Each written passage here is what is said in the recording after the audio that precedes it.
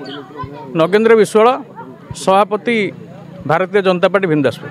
मुख्य उद्देश्य मन को शांत रखा, शरीर को निरोग रखा एवं निजर आचार व्यवहार एवं समाज प्रति कर्तव्य सुसंपादन करने हूँ मुख्य लक्ष्य। वर्तमानिक समाज रे अपमिश्रित खाद्य, दूषित परिवेश आमर समस्त मानव शरीर को क्षीण करुच्ची, विभिन्न रोगाक्रांत करुच्ची।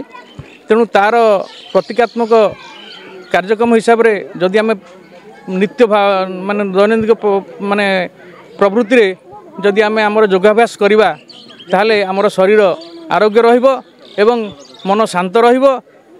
तेणु आमर सुस्थ समाज गठन रे आमर भल मानसिकता थे सुस्थ समाज भी गठन हम, सुस्थ शरीर रहिबो एवं वातावरण सुस्थ रहिबो, सहित आमर समस्तंकर शरीर आरोग्य रहिबो। 10म योग दिवस आज पालन करा होउची। एटा केवल भारत नुहे सारा विश्व में पालन करा होउची।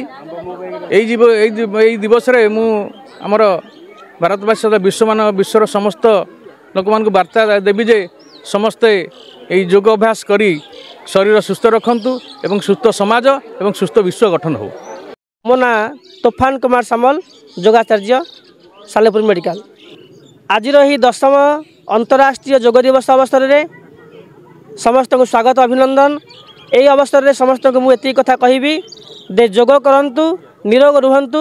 योग द्वारा आमे समग्र निजे सुस्थ रहिबा सहित समग्र विश्व को सुस्थ रखिपारिबा एवं समस्त सुस्थ रहिले समग्र विश्वर आमर जो आर्थिक स्थिति मानदंड जहाँ किसी समस्या रही सर्वांगीन विकास पूर्णांग विकास निमित्त योग ही एकमात्र आधार। तेणु योग कले आमे सुस्थ रहिबा सहित समग्र विश्व को सुस्थ रखिपारिबा। यह ही आज योग उत्सव बा अंतर्राष्ट्रीय योग दिवस रे समस्त को मोर वार्ता रहिबो।